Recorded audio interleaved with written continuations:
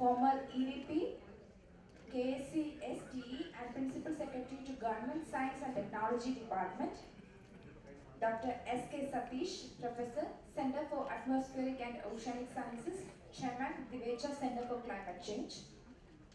Dr. Radhika Ramachandran, Director, Space Physics Laboratories. Dr. M. Munir, expert columnist in leading publications, Economic Times, Times of India. And the panel discussion shall be moderated by Dr. Achut Shankar S. Nair, HOD of Bioinformatics, Deputy of Kerala, and he shall be the moderator of today's discussion. People who are giants in their field and have they perch on the top of the science and technology pyramid in different ways, and we are going to hear from them their perception about science education in the digital era, as well as we are going to have an opportunity to interact with them. The moderator has a very simple job, usually, to just moderate the discussions. However, it is also tough in the sense that I have to do some timekeeping, and to do that to such eminent people would be a tough task for me. And the moderator luckily doesn't have to speak on the subject, though I am tempted to say that in the digital age, which is more in ordinary parlance, you could say the Google age, the phrase about education and how the inventors of education stand, Mada Pida Guru Devam, has changed to Mada Pida Google Devam. That is the age in which we live. And I would request each of the panelists to initially have a freewheeling sharing of their thoughts for approximately 3 minutes. And thereafter, we will take questions or reactions from the audience. I will request all of you to be very, very brief. In fact, even though it is not a very democratic thing, I would request you to jot down your questions and give it to me, which will make it very time efficient to manage this discussion. But if somebody feels very compulsive to stand up and speak, they can do that also. But those who don't mind this procedure, please do that. Jot down the question and just pass it to me. I would edit it, present it before the panelists. So initially, they will speak for about 3 minutes. So Padma Shri, Professor Chandra Dattan has already spent a lot of time with us, and he has one more meeting or urgent affairs to attend to.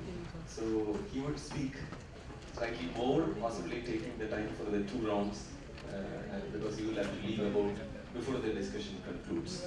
So with the permission of all the panelists, I would request Professor Chandra Dattan to start off the discussions with his perception about science education in the digital age.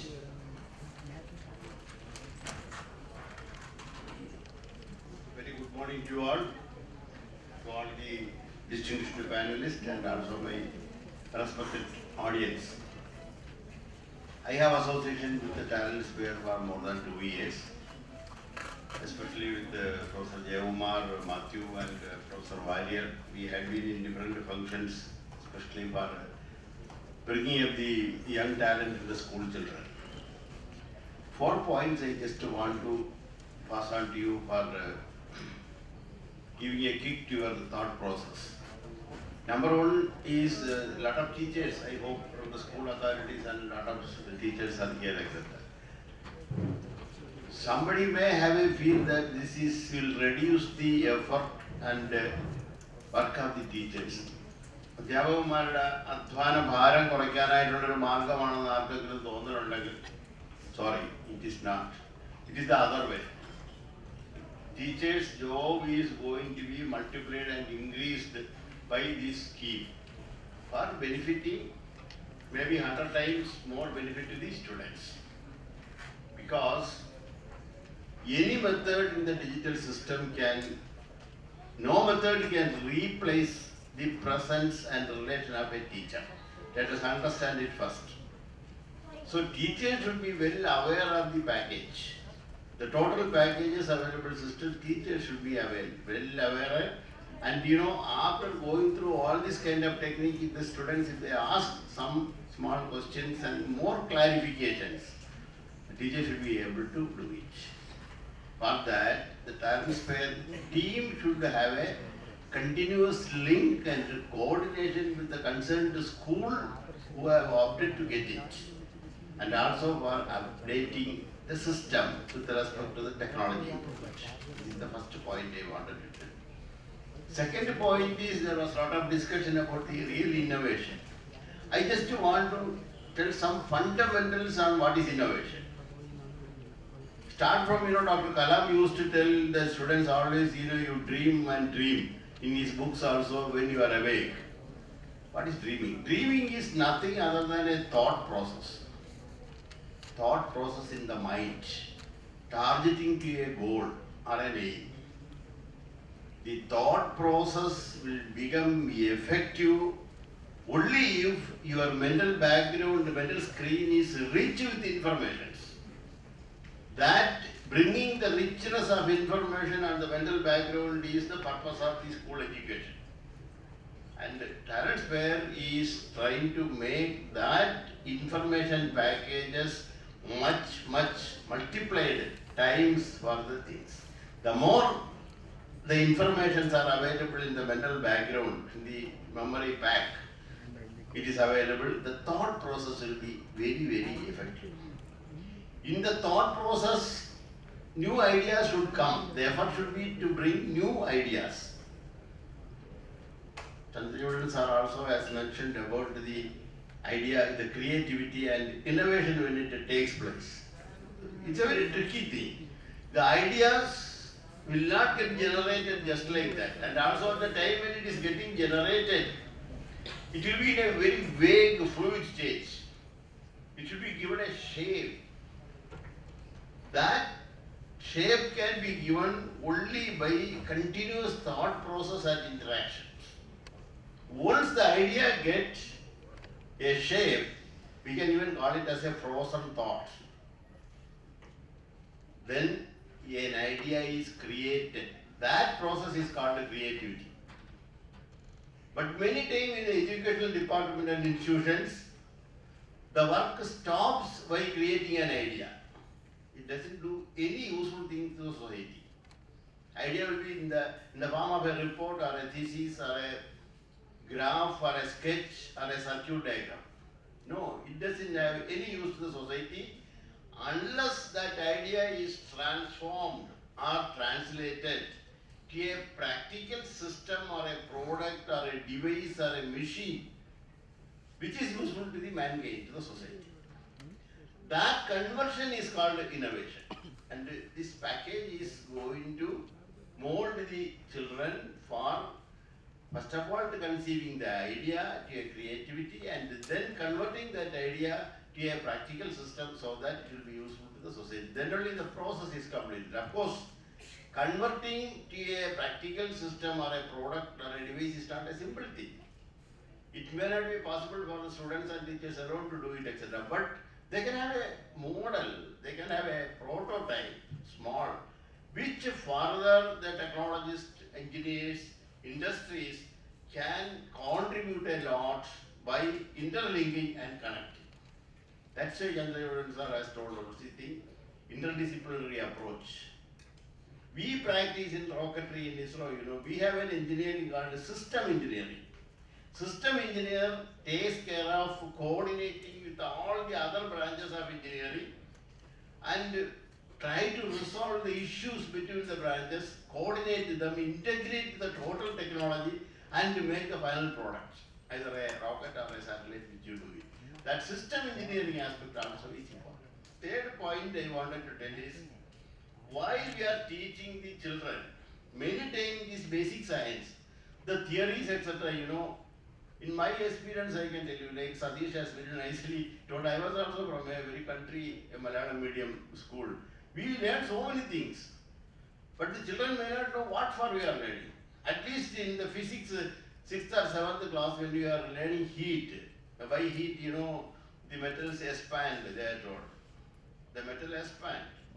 But that teacher was very clever and friendly and told, have you noticed in bridges, the girders, there is a gap. In railway line you walk through, you can see the rail in between there is a gap. If the gap is not given during summer, it will expand and it will just press together and it will come out of the slippers. Simple thing, and that will never go from that. 2-3 simple thing I can tell you. In Mangalam time, I used to tell this to the school children when I go to them for interaction. The Mangalam time, there was a tough time. We want to know the exact propellant quantity balance available in the propellant tank, fuel tank and the oxidizer tank. There is no volume measurement mechanism. It's slightly tough. The only thing what we are having in the tank pressure we can have. That we get the message. It's not from the telemetry, telecommand station only from Bangalore, ground station only we are monitoring all these things. And also the temperature. Redundant measuring the temperature at different points of the tank we have. From the temperature and the pressure alone, by using the Boyle's law and Charles law only, we are converting to volume. See, simple thing. Wherever you go to whatever advanced technology, these things should be told to the children. How these are connected.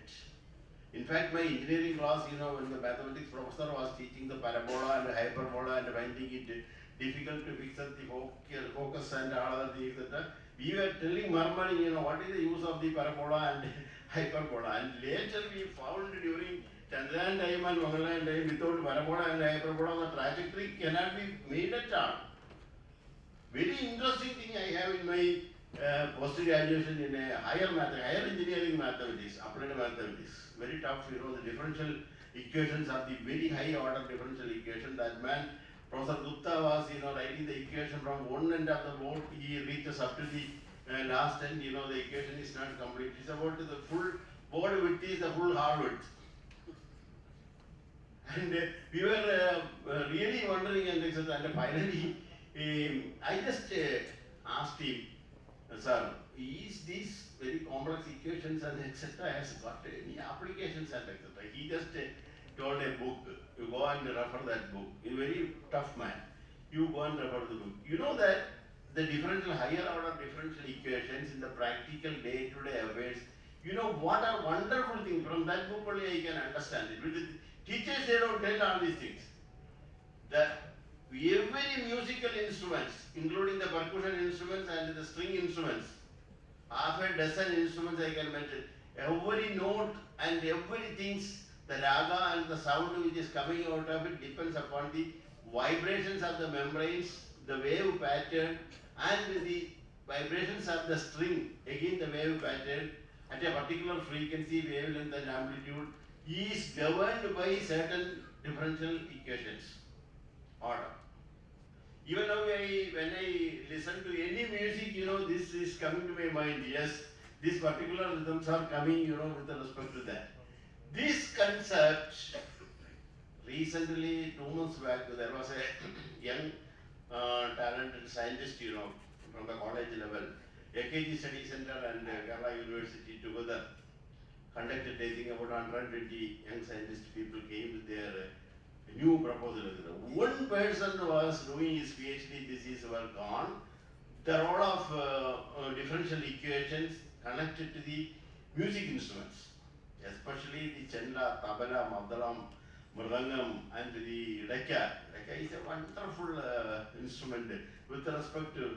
Daka is the one thing, where only one hand is used, the other hand is not used. The other hand is used without others seeing, he is using on the neck. He just pressing the strings, whatever is put in there, for changing the temper of the membrane. What is put in, leave it. So this is one point what we should tell the people to understand, make the people to understand.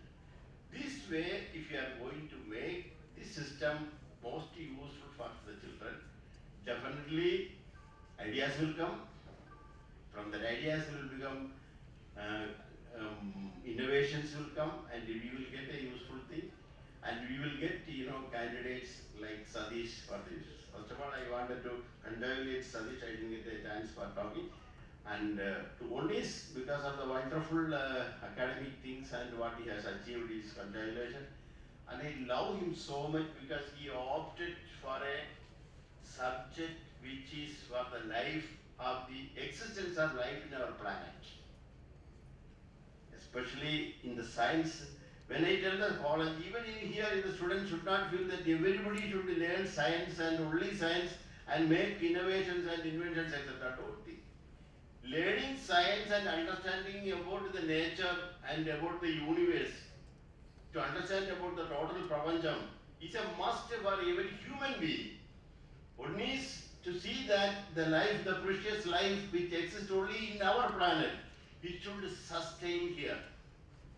And for that understanding, and also to understand the complexity of the creation, the Srishti of the human body, the animals and the plants and everything, we should understand. For that, science is a must. Learn that. And if you want to divert to any other field of profession, you go there. But that learning is being done only up to 12th standard. So that education is extremely important, and this package should be very useful, I think. It can be implemented efficiently by the strong support and cooperation of the teachers only. Thank you.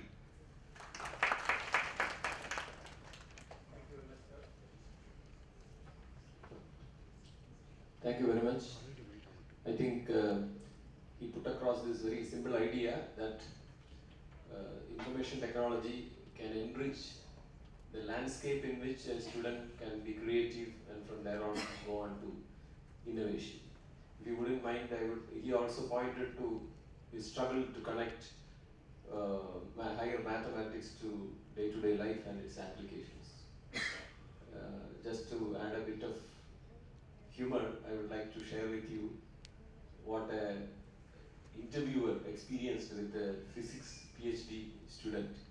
PSC പരീക്ഷയ്ക്ക് ഇന്റർവ്യൂവിന് വന്ന PhD physics PhD എടുത്ത ആളോട് interviewer ചോദിച്ചു, Newton's third law അറിയാമെന്ന് ചോദിച്ചു. കൃത്യമായിട്ട് പറഞ്ഞു.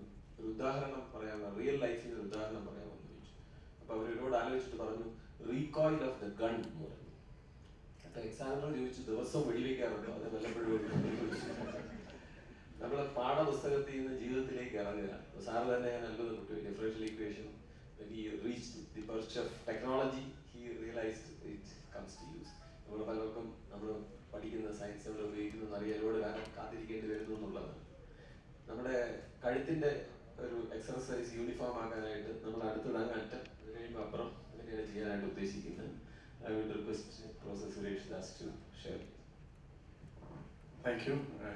Let me also thank Talentspire for this opportunity to be here. If I would just take this opportunity to correct Professor Abraham when he mentioned that I had come from the north. Actually, my parents are from Peta and Palkulangra, so I'm more local than many of you here. So that aside, I think this. I want to congratulate Talentspire because this is this is what we really need right now for the education scenario in any part, in fact, internationally, not just in this country. The reason for that, I would just like to explain, is that we really look at how change is taking place. We are saying that change takes place at a very fast rate. In fact, even the rate of change is taking place. Very fast. Let me just give you an example. For hundreds of thousands of years, we as human beings were hunter-gatherers. For a few thousands of years, we were what we called as agriculturalists. And then for just a few hundred years, we were what we called in the technology era, industrial era. And the last 20 years, we thought of ourselves as being in the knowledge era. And now people are saying that even that is changing and we are going into the fourth industrial revolution. So you can see the rate at which we are changing even the name of our society from hundreds of thousands of years to thousands to hundreds to even tens. So that's the rate at which change is taking place. But if you look at our education, most of our education today, even the way we conduct education, is exactly what happened in the last century. So so therefore there is a time, I think it's very for us to actually bring about this kind of transformation that Talentspire is trying to do and other organizations are trying to do. This is one aspect. So the rate of change is so fast that we need to bring our education system up to speed. This is the first point. The second point that I would like to mention is that since 1980s, there has been a huge revolution of understanding of how the brain works. You know, exactly how the brain learns, what happens to the brain when we learn. There are actually physical transformations or changes that are taking place every time we learn something new. Even when a baby learns how to walk, there's something that has happened, there's a transformation that's happened in the brain. So when we have that deep understanding of the brain, shouldn't the teachers also have an understanding what happens in the brain? Professor Dr. Kasturi Rangan talked this morning about the left brain and the right brain. That's just the start. There is so much more today known. In fact, in terms of high-level technological measurements, even the thinking process can be today followed as to which nerve or which part of the brain is actually being stimulated. So that's the kind of knowledge that exists today. And so teachers, and this is given right to a new kind of learning, or new system called the growth mindset. One of the things that has comes out from this, the fact about the growth mindset, is that some of the things that we used to talk in terms of IQ, intelligence, we are talking from intelligence to innovation. The term intelligence and IQ itself needs to be questioned. We set a kind of parameter. We had a very good example this morning when Radhika Sundaresan explained about her son and his own experience. Where would you talk in terms of intelligence if you were to measure? So how do you measure that kind of intelligence? And what is growth mindset? I think this is something that teachers need to understand, because basically what it explains is that the mind, the growth, our brain is plastic, and that it is able to learn as provided that we give the opportunity. And one of the most interesting things that comes out of it is that actual learning happens when you make a mistake. Not when you do if you're given a set of equations, you understand it, and you get the answer right.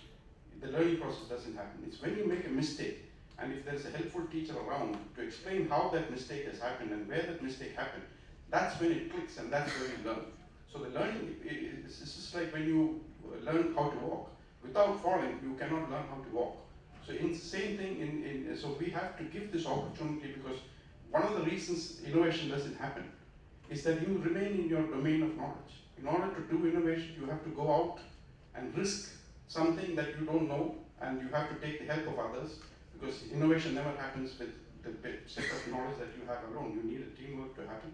So there you are afraid that you have to venture into domains or areas where you don't understand what is happening. So therefore, admitting that I don't know needs courage, and that how do educationists inculcate this confidence into the student that there are areas that you don't know, and there's no harm with that, and therefore that is the way you need to do innovation. And the third concept is I think that needs to understand that we need to inculcate into our education system is the fact of interdisciplinarity. As was mentioned also by many speakers, we tend to compartmentalize, as we said, in chemistry, physics, biology, and mathematics. So basically what we are giving our students is a set of informations and a set of procedures when we talk about mathematical procedures. And we hope that the student, after some period, will assemble all this and learn more about the world.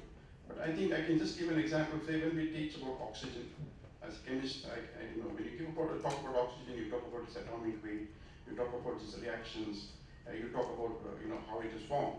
But supposing we were to tell that about 7 billion years ago, that photosynthetic bacteria, actually when in the process of making energy, started evolving oxygen from water. So that, if you tell that and then say for 2 billion years they were doing it, and the planet had oxygen, that which helped other life to survive. I'm just giving an example, because this brings in so many concepts. So, and this also brings in the curiosity of the student to learn about these things. So then after that, in the digital era today, the teacher doesn't have to give all the information. Once a student is excited, he will find it. So this is these are some of the thought processes that I thought I would share with you. Thank you. Thank you, Dr. Suresh Das. For a moment, I was thinking, when he hinted about the possibility of or the need for teachers to understand how the brain works. So today we are living in the age of machine learning, where we believe that learning is nothing but adjusting the synaptic connection weights of the brain. And some people have started talking about an education of the future, when you will just wear a helmet and there will be a program which says MA history, and it will adjust all your synaptic connection weights, and in about 2 hours you will be issued a MA history certificate and you can just walk out. Whether this would happen and what would teachers do in such an age is of course left to our imagination at this point of time. I request Dr. Radhika Ramachandran to share her thoughts for 3 minutes. Thanks again for this opportunity. First of all, the topic is on science education and the digital era. I fully endorse the views put forward by Dr. Dattan sir in that it is not at all going to make the role of teachers easier. I have jotted down a couple of points which I would quickly read out. So, science education is facing a serious challenge at present with the ever-increasing availability of internet to students and the changing attitude of students and parents towards education and its outcomes. As more and more technological developments are coming up every day, the challenge for science educationists is to open up new possibilities and new methods of teaching. The digital era allows students to discuss solutions to problems both independently and collaboratively, which is a good sign. In the modern day classroom, the students, they come with iPads, tabs, etc., and have other digital aids as well. The teacher also has to be competent enough and be equipped with the latest knowledge, explanation, and use of know a lot more about the topics that he's teaching to the students. The teacher should not lag behind the students and has to be quite updated about the topic that he's teaching. Also, he should allow the students the freedom to search and discover the subject through technology, and this will definitely foster in them a love for the subject and will kill monotony. In the digital era, the science teacher's role can be very effective as she has also the responsibility to help promote learning preconditions such as working habits, attitudes, knowledge, and motivation. Adopting distant teaching methods and assessing the possibilities they offer for learning is not only important but also challenging for the teacher. No doubt, digitization of education has tremendously helped students in their study and research. However, the science teacher has to use technology in such a manner that it helps learning for students easier and not how it makes teaching more comfortable. So he or she has to orient towards the comfort zone of the students rather than himself or herself. So it is extremely important for an online teacher to be more skilled, knowledgeable and efficient, be smarter than the students themselves. As technology is evolving every day, the teacher must have the desire, time and ability to grasp new things, move quickly compared to the students. Hence, web-based learning culture, technical skills and critical thinking are equally important for a teacher so that they can offer out-of-box solutions to the eager students. The modern day science teacher has to be a mentor and along with teaching and learning also address the social and emotional issues of the students. She has to be ready to make changes if the teaching methodology that he or she has adopted is not being effective. So in short, a modern day science teacher can be termed truly professional only if, apart from her ability to teach in education and mastering educational technology, also displays strong interpersonal, intellectual, emotional and spiritual intelligence, and this has to be displayed very aptly for effective teaching in the digital era. These are the few points that I had noted down. Dr. Chandradattan as mentioned, has to leave for a meeting. We thank him for taking part in this panel discussion so far. Thank you, Dr. Radhika. I think she went directly into the role of the teacher in the digital era, and she summed up indicating that the teacher need not be a sage on the stage, but should be a guide by the side, mentoring the student and supporting the student in using the digital means for learning. We now have Dr. K. Satish to share his views. afternoon. I have few points noted from my 20 years of teaching experience at the Indian Institute of Science. When I started teaching in IAC about 20 years back, it was chalk piece and blackboard and overhead projector and films. Then it got changed to PowerPoint presentation, and now smart classrooms, webinars, and online courses. So it has transformed a lot. And definitely digital revolution has transformed many areas of our daily life, including our work. And consequently, the way we communicate and the way we access information all got changed. The professor sitting next to me, he can see me, I am sitting there. If you want to go for coffee or tea, he email. It is much easier to come and ask me, but he just email or message, can we go for coffee? So that is the level it has gone. And about information, like Professor Achyut Shankar said correctly, Google. It is a problem for us also, because when we give homework, students provide cut and paste from Google. When we run it through authenticate software, 90%, 95% similarity, and then we have to ask them to do it again. So there are difficulties also, and there are advantages also, and we have to use the advantages of digital revolution in education.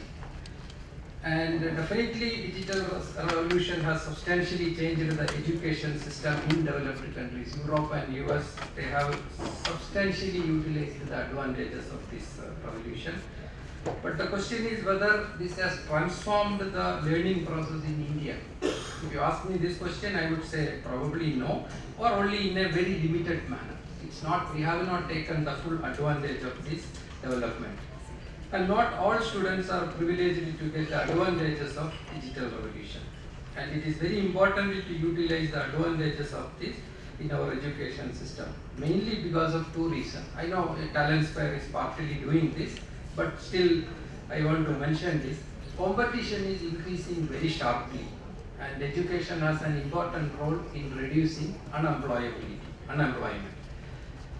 And definitely our education system needs some improvement from school level. Currently, many courses we teach, even including our own institute, do not promote the necessary skills that that prepare the students for taking up professional jobs. For example, the PhD students or master students coming out of our center, they have high demand in Microsoft or Infosys or Wipro, but what they need is weather prediction. They want our students to say what will be the weather today afternoon, but we teach fundamental courses. They are not prepared to do that kind of application, so that is missing. Same thing with air quality. We teach them aerosols and climate impacts, but they want to know what is air quality at this location and how to predict it. And Dr. Dattan said that climate science, which I am doing as an important thing, but the unfortunate fact is that there is no climate science course in school level or until up to 12th level or even at BSc level. And our problem is that most of the students we get, they are from mechanical engineering or physics or mathematics or chemical engineering, and they change it to, just like me. I was a physicist, I changed it to an atmospheric science person. Similarly, they come from different background, but if we have the awareness from school level, it will be great. According to United Nations, various agencies and programs, climate change is the single largest threat to humanity, and it is more dangerous than a nuclear war. And by about 2050, several studies show that 2/3 of the human will be extincted because of various aspects of climate change, specifically water non-availability and water quality issues and diseases associated with that. And one point I want to mention is that about the Google and web, wrong and misleading information. That is one important thing. Whenever we teach people, like Dr. Radhika said, students come with a tab and mobile and they say that, sir, whatever you are saying is not correct. But they are opening and reading an online lecture, but which is wrong. There is no regulatory things we can screen the thing. Anything is available in web. So anybody can put a lecture. It can be wrong also. There may not be. It may not be correct. And only just a few seconds. I will finish. Open online courses and problem-based learning should be encouraged. And smart classrooms, there is a large deficit. And this problem-based learning, why I said is that recently when we were having lunch with a few eminent people, one child was also sitting, 6th standard student, and what he was doing is that he was taking a spoon and dipping in the water glass, a glass of water was there. He was dipping and taking it out and again dipping it and looking. So Dr. Kasurirangan was there. He asked him what you are doing, and he said that why this spoon is bent. He is putting in water and he see it is bent. When he take it out, there is no problem. Why? What is happening? He asked, did you learn refractive index? He said, yeah, teachers did. But even after learning that, why he is not able to understand what is happening there? We explained it to him, but there is something which we may have to do more. Thank you very much. Thank you, Dr. Satish. He started off making a reference to the good old blackboard. For a moment I was thinking of my LP school, the model school, when we used to wait in front of the classroom, and then the teacher comes, the classroom is closed, when the teacher comes, the windows and doors open, and when he starts taking class, some blackness in the board is removed by his white chalk. But now everything happens the other way around. For example, this room is closed, and then we artificially light it, even though outside it's very bright. And then the screen, which is white, when the teacher starts showing a PowerPoint, some of it will become black. So Tamasoma Jyotirgamaya is no longer applicable when the teacher walks into the classroom. Then he mentioned about how Uncle Google can be at times be a menace to education. Thank you, Dr. Satish. And we now go on to Dr. Chandrachudan for